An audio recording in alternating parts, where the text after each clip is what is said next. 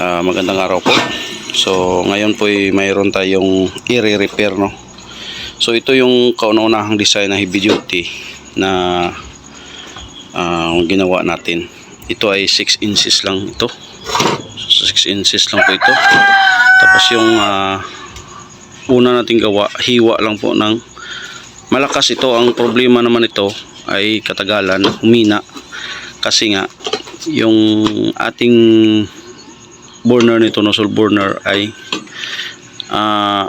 naka-weld ito sa loob. So, kailangan natin i-repair ito, i-detachable natin ito. Ako na mismo nagsabi sa may-ari na i-repair natin, kaysa tinanong ko kung ginagamit niya. So hindi na daw niya nagamit kasi mahina daw yung apoy, namina daw. So ang nangyari kasi yung sa ilalim natatabunan na yan ng carbon. So i-repair natin ito. Gawin natin i-heavy duty natin ito. Lagyan natin ng nozzle burner natin na heavy duty. So yan, ito gawin natin ito, paraan.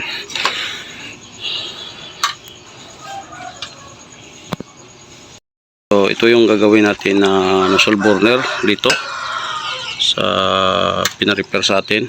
Ito yung gagawin natin na heavy duty. So lalagay natin dyan. So ang gagawin natin, putulan na lang natin ito, either dito, para makuha natin yung flooring nito. So i-repair talaga natin, no. So, ito lang din yung simber na gagamitin natin. Okay. Ito. So ang ginawa natin, pinutol lang muna natin dito para matanggal natin itong burner nya. So yan, ito yung burner nya. Tingnan natin yung butas nito. Ito yung butas nya dati. Ayan. So wala pa rin, no? So gagawin natin ito, palitan natin ito. Tapos ito i-cord natin sa kaunti para ito na ang lagyan natin. Ang lagay natin dito na para attachment niya. So ito ang gagawin natin na attachment. Yan, lagay natin dyan. I-weld na lang natin dyan. Tanggalin muna natin yung, tapos ganyan natin, no? Yan. Yan, ito tanggalan natin, pinutol natin. So ang gagawin natin dyan ay lalagay na lang natin itong attachment natin na ito. So i-weld na lang natin dito. Yan, i-weld na lang natin yan dyan para pasukan ito. Okay. Ito, nalagay na natin yung attachment yan, no? Yan. So yung refill ng kanyang regulator ay babaan na natin konti dito. Okay, ito na po. So nalagyan na natin ng curve. Ito. Tapos yung natin, i-weld na lang natin ulit dito, ganyan. So ang liit pa lang ng butas natin dati, no? Palakihan natin ito konti. So pero mamaya ilipat natin yan. So i-weld ko muna ito para makuha na natin yung seating nya. Yan, may gulong pa tayo dati, oh. Gulong ng palad.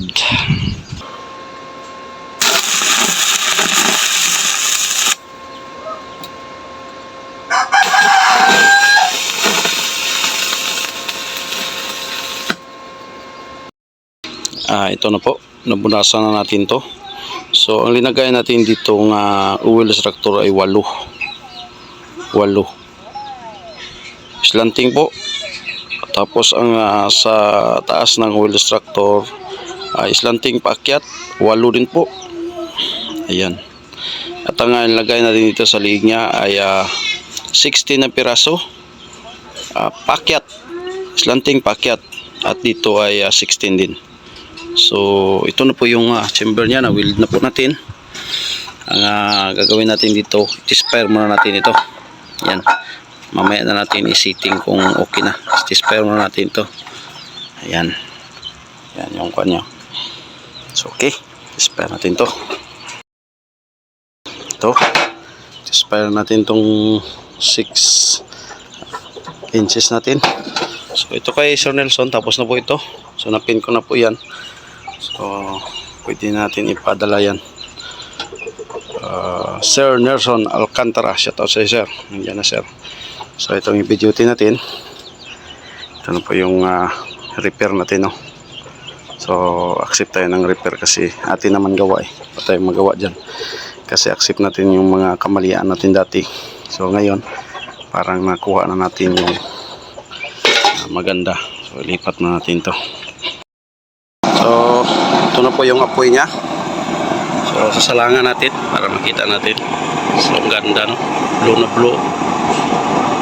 So okay na to. Init. So ito na po. So yung butas natin dyan 8, 16, 16, 8. So try natin pa in. Lagay natin sa number 3, number 4. So number 4. Yan, number 4. So try natin sa langan kung mag-blow pa rin siya. So okay to. Kahit sa langan siya, okay siya. Ayan, okay na to.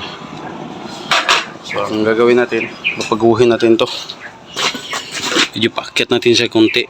Tapos yung slide natin, i-weld natin yung ganito. Tanggalin natin to. Kasi naulan na, nainita na siguro doon sa kanya. Tapos ito, parang ipaangat ko ito dito, straight. Para maging okay siya. So lalakasan natin.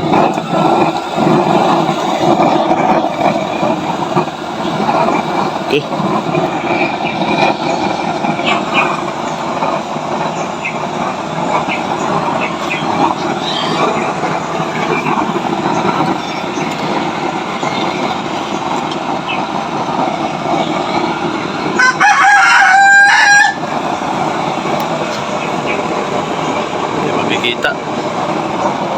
Hindi makikita dahil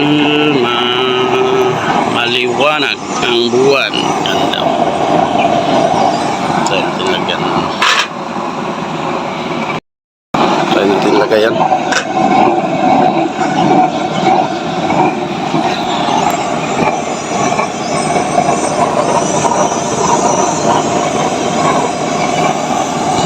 natin painaan.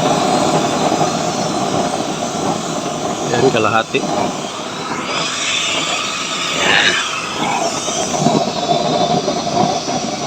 Ganda, no? Try natin pa in. Yan, kahit in siya, no? Blue na blue pa rin siya. Yan yung kagandahan dahil kahit pa in natin siya, blue na blue pa rin siya. So try natin to, isubukan ng lalagyan ng yung ipakuha natin kasi sabi niya marami siyang oil doon ng cooking oil. So lagyan natin ng cooking oil ito. Paubos mo natin yung sa oil niya para makita natin kung ano rin performance ng oil. Yung cooking oil. Yan. So ito wala na siyang wala na siyang laman. So ito ilalagay naman natin yung pure na cooking oil. So susubukan na naman natin.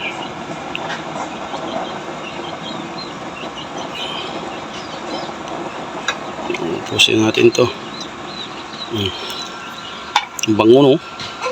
Bango ng linuluto, oh. Okay, hintayin na lang natin mag-init. So ito na, konti na siya, maakyat na siya, no? Haluin na lang natin.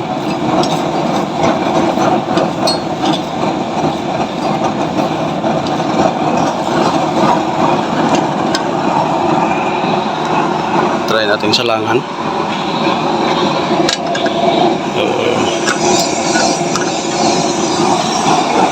Ayan, mayroon talagang kasamang yellow flame.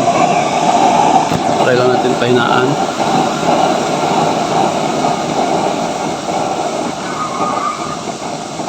Okay naman siya. Pwede din talaga.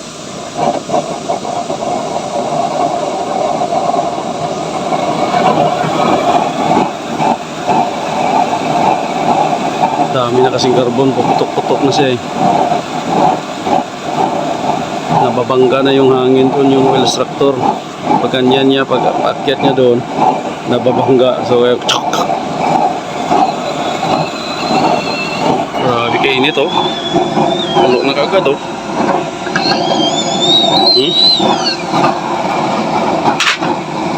Yan oh, nababangga din oh.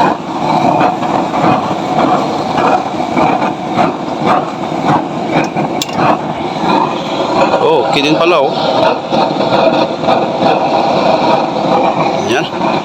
Okay. So, yan. Shoutout po sa lahat. Magandang araw po. So, ito, nasubukan natin yung mix na cooking oil at saka used oil, engine used oil at saka pure cooking oil. So, kung sa cooking oil video, hindi siya masyadong malakas, no? Pero mainit man siya. No, may kasama siyang yellow flame. So, okay na din.